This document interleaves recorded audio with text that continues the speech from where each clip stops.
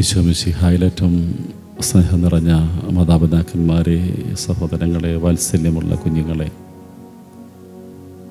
ലൂക്കായുടെ സുവിശേഷം 9-ാം അധ്യായം 1 മുതലുള്ള വാക്യങ്ങളിലൂടെ ദൈവത്തിൻ്റെ കരുതലിൽ ആശ്രയം വയ്ക്കാനായിട്ട് വചനം നമ്മളെ വിളിക്കുകയാണ്.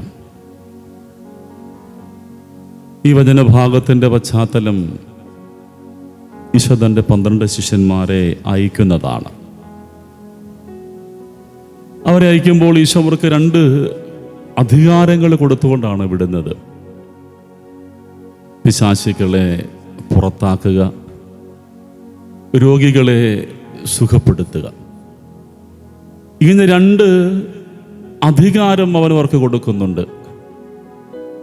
ഇനി എന്നിട്ട് അവരവരോട് 4 അകൽച്ചകൾ പാലിക്കാനായിട്ട് പറയുന്നുണ്ട്. 2 അധികാരം കൊടുത്തവൻ അവരോട് പറയുന്നു, ഇനി നിങ്ങൾ 4 അകൽച്ചകൾ പാലിക്കണം. അത് ആ ഒരു യാത്രയിൽ ഏറ്റവും അടിസ്ഥാനപരമായിട്ട് കൈകളിൽ സൂക്ഷിക്കേണ്ട 4 കാര്യങ്ങളോടാണ് അവൻ അകൽച്ച പാലിക്കാനായിട്ട് പറയുന്നത്. അക്കാലത്ത് യാത്ര പോകുന്ന ഒരാൾക്ക് സുരക്ഷിതത്വത്തിൻ്റെ ഭാഗമാണ് വടി കരുതുക എന്ന് പറയുന്നത്. ഏതൊരാളും യാത്രയ്ക്ക് പോകുമ്പോൾ തനിക്ക് ഉപയോഗിക്കേണ്ട അവശ്യ വസ്തുക്കൾ കൊണ്ടുപോകാനൊരു സഞ്ചി ഉണ്ടാകണം കയ്യിൽ. ഇനി പോകുന്നവൻ്റെ കയ്യിൽ വഴിയിൽ ഭക്ഷിക്കാനായിട്ട് അപ്പമുണ്ടാകണം. ഇനി കയ്യിൽ അപ്പം തീർന്നാൽ വാങ്ങാൻ കയ്യിൽ പണമുണ്ടാകണം. ഈശോയോട് പറയുകയാണ്, ഈ 4 കാര്യങ്ങളിലൂടെ നിങ്ങൾ അകൽച്ച പാലിക്കണം. അധികാരത്തിൻ്റെ വടിയോട്, സ്വരുക്കൂട്ടലിൻ്റെ സഞ്ചിയോട്, ഉടലിൻ്റെ അപ്പത്തോടും, ഇനി നാളുകളുടെ സുരക്ഷിതത്വമായിട്ട് മാറേണ്ട പണത്തോടും. ഇത് 4ഉം കൈകളിൽ കരുതേണ്ടെന്ന് പറഞ്ഞാണ് വിടുന്നത്. നമ്മുടെ മക്കളൊക്കെ എങ്ങോട്ടെങ്കിലുമൊക്കെ പഠിക്കാൻ അല്ലെങ്കിൽ ഒരു യാത്ര പോകുമ്പോൾ നമ്മളിങ്ങനെ പറഞ്ഞു വിടും. ഒരു പെട്ടി തയ്യാറാക്കിയിട്ട് 2 പ്രാവശ്യം നമ്മളത് തിരിച്ചും മറിച്ചും നോക്കുമല്ലോ, കൊച്ചിന് ആവശ്യമുള്ളതെല്ലാം അതിനകത്തുണ്ടോ എന്നല്ല. അല്ലെങ്കിൽ നമുക്കൊരു ചങ്കിടിപ്പാ, ഈ കൊച്ചിങ്ങനെ യാത്ര പോകുന്ന വഴിക്ക് എന്തെങ്കിലും ആവശ്യം വന്നാൽ എന്ത് ചെയ്യും? കയ്യിൽ പണം കൊടുക്കും, എന്നിട്ട് യാത്ര കുറച്ച് കഴിയുമ്പോൾ നമ്മൾ അല്പം കൂടെ പണം ബാങ്കിലിട്ട് കൊടുക്കുക, ATM എടുത്തു എന്ന് പറഞ്ഞു. കാരണം യാത്ര പോകുന്ന കുഞ്ഞിൻ്റെ സുരക്ഷിതത്വമാണ്. എന്നാൽ ഇവിടെ ഈശോയോട് പറയുകയാണ്, നിങ്ങൾക്ക് സുരക്ഷിതത്വമൊന്നും വേണ്ട. കാരണം നിന്റെ സുരക്ഷിതത്വവും നിന്റെ കരുതലും എൻ്റെ കരങ്ങളിലാണെന്ന് അവരെ പഠിപ്പിക്കുകയാണ്. ഒരാൾ അടിസ്ഥാനപരമായിട്ട് വിശ്വസിക്കേണ്ടത് ദൈവത്തിൻ്റെ സംരക്ഷണയിലാണ്. അതുകൊണ്ടാണ് സങ്കീർത്തകൻ പറയുമല്ലേ, കർത്താവിൻ്റെ ഇടയനാകുന്നു, എനിക്കൊന്നിനും കുറവുണ്ടാവുകയില്ല. ദാവീദ് എന്ന മനുഷ്യൻ തൻ്റെ പിന്നാലെ വരുന്ന ശത്രുക്കളെ ഭയപ്പെട്ടുകൊണ്ടോടുമ്പോൾ അയാൾ എഴുതി വയ്ക്കുകയാണ്, കർത്താവിൻ്റെ ഇടയനാണ്, എനിക്കൊന്നിനും കുറവുണ്ടാകില്ല. ഈ ഒരു സുരക്ഷിതത്വ ബോധമാണ് അടിസ്ഥാനപരമായിട്ട് ഒരു വിശ്വാസിയെ മുമ്പിലേക്ക് നയിക്കേണ്ടത്. ദൈവം കാക്കുമെന്നും ദൈവം കരുതനാകുമെന്നുള്ള ബോധ്യമുണ്ടാകുന്നില്ലെങ്കിൽ നമുക്കിനി ജീവിക്കുക എന്നുള്ളത് അസാധ്യമായിട്ട് മാറുകയാണ്.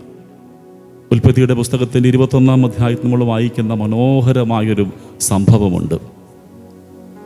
മനുഷ്യൻ്റെ കുറവുകളിൽ പോലും കൃപയാകുന്നൊരു ദൈവത്തെക്കുറിച്ചാണ് നമ്മൾ വായിക്കുന്നത്. അബ്രഹാത്തിൻ്റെ വീടിനെ കുറിച്ചാണ്. ഓർക്കുക, ഒരു കുടുംബത്തിൽ അസ്വസ്ഥതകളൊക്കെ ആരംഭിക്കുന്നത് ദൈവിക പദ്ധതികളോട് മറുതലിക്കാൻ തുടങ്ങുമ്പോഴാണ്. ദൈവിക പദ്ധതികളോടൊരു കുടുംബം അല്ലെങ്കിൽ ഒരു ഇടവക സമൂഹം മറുതലിക്കാൻ ആരംഭിക്കുമ്പോൾ അവിടെ അസ്വസ്ഥതകളാണ് സംഭവിക്കുന്നത്. അബ്രഹാത്തിൻ്റെ കുടുംബത്തിൽ അസ്വസ്ഥതകൾ ആരംഭിക്കുന്നത് ദൈവിക പദ്ധതികളോട് മറുതലിച്ചു തുടങ്ങുമ്പോഴാണ്. അബ്രഹാത്തിൻ്റെ 75-ാം വയസ്സിൽ ദൈവം വാഗ്ദാനം കൊടുക്കുന്നു, നിനക്ക് മകൻ ജനിക്കും. പിന്നീട് 24 വർഷങ്ങളും മൗനം പാലിക്കുന്ന ദൈവത്തിൻ്റെ മുൻപിൽ സാറായുടെ വിശ്വാസം വല്ലാതെ നഷ്ടപ്പെട്ടു പോകുമ്പോൾ ഹാഗാർ എന്ന അവളുടെ ദാസിയെ വിട്ടുകൊടുക്കുന്നു. ആ ദാസിയിൽ അബ്രഹാത്തിന് മകനുണ്ടാകുന്നു. എന്നും ഓർത്തിരിക്കുക, ദൈവത്തിൻ്റെ ദാനവും വിളികളും ഒരു കാലത്തും പിൻവലിക്കാൻ പറ്റുന്നതല്ല. ദൈവം ഒരു വാഗ്ദാനം നൽകിയിട്ടുണ്ടെങ്കിൽ നടപ്പിലായിരിക്കും. നമ്മൾ അവിശ്വസ്തരായാൽ പോലും ദൈവത്തിൻ്റെ വാഗ്ദാനങ്ങൾ ഒരിക്കലും പിൻവലിക്കപ്പെടുന്നതല്ല. അബ്രഹാത്തിൻ്റെ അവിശ്വസ്തതയിൽ ദൈവം തൻ്റെ വാഗ്ദാനം പിൻവലിക്കുന്നില്ല. അബ്രഹാത്തിൻ്റെ 100-ാം വയസ്സിൽ ഒരു മകനെ കൊടുക്കുന്നുണ്ട്, ഇസഹാക്ക്. ഈ 2 കുഞ്ഞുങ്ങളും ഒരു വീട്ടിൽ താമസിച്ചു തുടങ്ങുമ്പോഴാണ് പ്രതിസന്ധികൾ ആരംഭിക്കുന്നത്. ഒരു ദിവസം കുഞ്ഞുങ്ങൾ വാതൊക്കെ കളിച്ചുകൊണ്ടിരിക്കുമ്പോൾ സാറ അബ്രഹാത്തോട് പറയുന്നുണ്ട്, ഈ അടിമയുടെ മകനും എൻ്റെ കൊച്ചും കൊണ്ട് ഇവിടെ വളരാൻ പറ്റില്ല. അബ്രഹാം ദൈവത്തോട് ചോദിക്കുന്നത് എന്ത് ചെയ്യണം? ദൈവം അബ്രഹാത്തോട് പറഞ്ഞു കൊടുക്കുകയാണ്, നീ അടിമയെയും അടിമപ്പെണ്ണിനെയും മകനെയും മരുഭൂമിയിലേക്ക് ഇറക്കി വിടണം. പിറ്റേന്ന് പ്രഭാതത്തിൽ അബ്രഹാം ഈ സ്ത്രീയുടെ ശിരസിലേക്ക് ഒരു കുട്ട നിറയെ അപ്പവും ഒരു തുകൽ സഞ്ചി നിറയെ വെള്ളവും എടുത്തു വെച്ചിട്ട് മരുഭൂമിയിലേക്ക് ഇറക്കി വിടുകയാണ്. ഈ അമ്മയും കുഞ്ഞും കൂടെ മരുഭൂമിയിലൂടെ യാത്ര ചെയ്യുന്നു.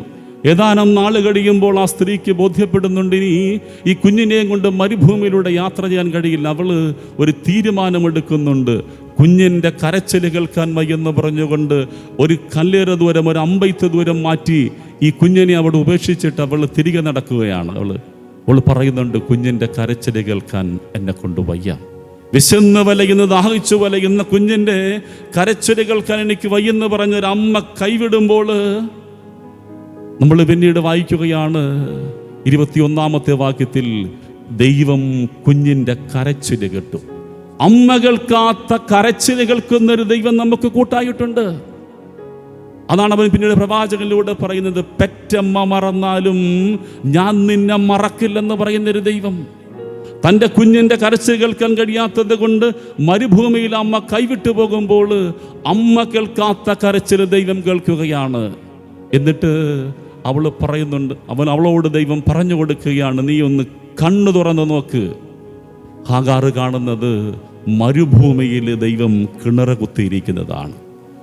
ഒരിത്തിരി പോരുന്ന തുകൽ സഞ്ചിയുമായിട്ട് ജലം ശേഖരിച്ചുകൊണ്ട് ജീവിതത്തിൻ്റെ നാളകളെ കരിപ്പിടിപ്പിക്കാൻ ശ്രമിക്കുമ്പോൾ ദൈവം എങ്ങനെയാണ് കിണർ കുത്തി പരിപാലിക്കുന്നൊരു ദൈവം. എൻ്റെ തുകൽ സഞ്ചികൾ തീരുന്നതാണെങ്കിൽ തീരാത്ത കിണർ കുത്തി പരിപാലിക്കുന്നൊരു ദൈവമാണ് എൻ്റെ ജീവിതത്തിൻ്റെ ബലമെന്നോരോ വിശ്വാസിയും ഏറ്റുപറയാൻ തുടങ്ങുമ്പോഴാണ് ഞാനും നിങ്ങളും യഥാർത്ഥത്തിലുള്ള ശിഷ്യത്വത്തിലേക്ക് വളർന്നു വരുന്നത്. ജീവിതത്തിൻ്റെ വഴികളിൽ ഈ ഒരു ബോധമുണ്ടാകണം, എൻ്റെ കയ്യിരിക്കുന്നതൊക്കെ തീർന്നു പോകുന്നതാണ്. തീരാത്തത് അവൻ്റെ സമ്പന്നതയിൽ നിന്ന് തരാൻ കഴിയുന്നൊരു ദൈവമാണ് എനിക്ക് കൂട്ടായിട്ടുള്ളത്. അതുകൊണ്ടാണ് അവൻ പറഞ്ഞത്, പോകുന്ന വഴിയിൽ ഒരുപാട് കരുതലൊന്നും വേണ്ട, ഞാനുണ്ടാകും നിനക്ക് കൂട്ടായിട്ട്. നമ്മൾ 1-ാമത്തെ വായനയിൽ വായിച്ചു കിട്ടുന്നതാണ്, നിനക്ക് മുമ്പേ ഞാൻ എൻ്റെ ദൂതനെ അയച്ചിരിക്കും. ഒരു നിയോഗത്തിന് വേണ്ടിയിട്ട് ദൈവം പറഞ്ഞു വിടുമ്പോൾ നമുക്ക് മുമ്പേ വഴിയൊരുക്കാനായിട്ട് ദൈവം അവൻ്റെ ദൂതനെ അയച്ചുകൊണ്ട് പരിപാലിക്കുന്നൊരു ദൈവം. ഈ ദൈവപരിപാലനയിൽ ആശ്രയം വയ്ക്കാനായിട്ട് കഴിയണം.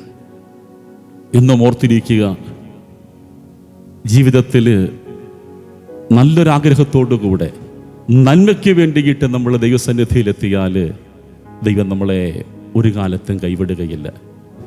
ഒരു പള്ളിയിലായിരിക്കുമ്പോൾ ഒരു കൂട്ടായ്മ കഴിഞ്ഞ് പുറത്തേക്ക് ഇറങ്ങി വരുമ്പോഴും തൊട്ടടുത്ത വീട്ടിലെ ആ അമ്മ എന്നോട് ചോദിച്ചാച്ചാ, ഒന്ന് വീട്ടിലൊന്ന് കയറിയിട്ട് പോകാമോ? ഞാൻ അപ്പുറത്തെ വീട്ടിലോട്ട് കയറി ചെന്നു. അവിടെ ഇരുന്ന് സംസാരിക്കുമ്പോൾ ആ വീട്ടിൽ 4 മക്കളുള്ള കുടുംബമാണ്. മൂത്ത കൊച്ച് അവൾ +2 കഴിഞ്ഞു. അവർക്കൊരു നല്ല കോഴ്സ് പഠിക്കാനായിട്ട് പോകണം. താഴെ 3 പിള്ളേരും കൂടെ വളർന്നു വരുന്നു. അപ്പോൾ ആഗ്രഹിക്കുന്ന കോഴ്സിന് വിടാൻ അവരെ കൊണ്ട് സാമ്പത്തികമായൊരു സാധ്യതയില്ല. ആ അമ്മ പറഞ്ഞു കൊടുക്കുന്നുണ്ട്, മോളെ നീ ഒരു ഡിഗ്രിയൊക്കെ എടുക്കുക, നമ്മളെ കൊണ്ട് പഴയേ പറ്റും. പക്ഷെ നമുക്ക് തീക്ഷ്ണമായ ആഗ്രഹമുണ്ട് അത് പഠിക്കാൻ പോകണം. അവനോട് പറഞ്ഞു, അച്ഛാ ഞാനൊന്ന് പഠിച്ച് മുൻപോട്ട് വന്നാൽ എൻ്റെ വീടിനെ രക്ഷിക്കാൻ എന്നെ കൊണ്ട് കഴിയും. ഈ കൊച്ചിങ്ങനെ കരഞ്ഞുകൊണ്ട് പറയുകയാണ്. ഇറങ്ങിപ്പോരുമ്പോൾ ഞാൻ ആ കൊച്ചിനോട് വെറുതെ ഇങ്ങനെ പറഞ്ഞിറങ്ങി, എൻ്റെ മുമ്പിൽ ഒരു ഉറപ്പൊന്നുമില്ല, മോളെ നീ അഡ്മിഷൻ്റെ കാര്യങ്ങളൊക്കെ നോക്കിക്കോ, നമുക്കത് ശരിയാക്കാം. അന്ന് തിരിച്ചെത്തിയിട്ട് പള്ളിയിരുന്ന് തമ്പുരാനോട് തീക്ഷ്ണമായിട്ട് പറഞ്ഞത്, എൻ്റെ തമ്പുരാനെ ഈ കുഞ്ഞിൻ്റെ കാര്യം നീ ഏറ്റെടുക്കണമെന്ന് പ്രാർത്ഥിച്ചുകൊണ്ടാണ് ഇരിക്കുന്നത്. പിറ്റേന്ന് രാവിലെ കുർബാന കഴിഞ്ഞ് ഞാൻ മുറിയിരിക്കുമ്പോൾ ആദ്യം വന്നവരൊക്കെ കണ്ടുപോയി. അവസാനം അവ ഇടവകയിലെ ഒരു സ്ത്രീ എന്നെ കാണാൻ നിൽപ്പുണ്ട്. ഒരു സർക്കാർ ഉദ്യോഗസ്ഥയാണ്.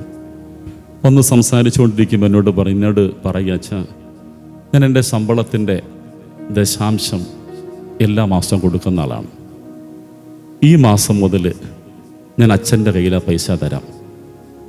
12,000 രൂപ വെച്ച് എല്ലാ മാസവും ഞാൻ അച്ഛൻ്റെ കയ്യിൽ തരാം. അച്ഛൻ ഇഷ്ടമുള്ള കാര്യം ചെയ്തു.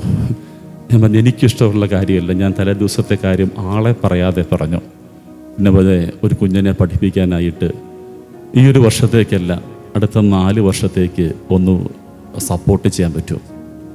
അവർ പറഞ്ഞ അതിനെന്താ, ആ മാസം മുതൽ ആ കുഞ്ഞിൻ്റെ പഠനം തീരുന്ന അന്ന് വരെ ആർക്കു വേണ്ടി കൊടുക്കുന്നെന്ന് പോലും അറിയാതെ അവർ എല്ലാ മാസവും ഈ 12,000 രൂപ എൻ്റെ കൈ കൊണ്ട് തരും. ആ കുഞ്ഞിൻ്റെ പഠനം മനോഹരമായിട്ട് പൂർത്തിയാക്കുകയാണ്. ദൈവം ഇങ്ങനെയാണ്, നമ്മുടെ ദൈവം ഇങ്ങനെയാണ്. അവൻ്റെ കരുതലും അവൻ്റെ പരിപാലനയും ഇങ്ങനെയാണ്. ആത്മാർത്ഥമായിട്ട് ഹൃദയപൂർവ്വം വിളിക്കുന്നവർക്ക് സമീപസ്ഥനായ ദൈവം നമ്മുടെ കൂടെയുണ്ട്. അവൻ്റെ പരിപാലന, അവൻ്റെ കരുതലാകട്ടെ നമ്മുടെ ഏറ്റവും വലിയ ആശ്രയവും നമ്മുടെ ബലവും. നമുക്ക് പരിശുദ്ധ കുർബാന അർപ്പിക്കുമ്പോൾ നമുക്കൊന്ന് പ്രാർത്ഥിക്കാം. ഹൃദയപൂർവ്വം വിളിക്കുന്നവർക്ക് സമീപസ്ഥനായവനെ, നിൻ്റെ സാന്നിധ്യം, നിൻ്റെ പരിപാലന ഏറ്റുപറഞ്ഞ് ജീവിക്കുവാൻ പഠിപ്പിക്കേണ്ടത് നമുക്ക് വരികയിൽ പ്രാർത്ഥിക്കാം. ദൈവം നമ്മെ സമൃദ്ധമായി അനുഗ്രഹിക്കട്ടെ. ആമേൻ.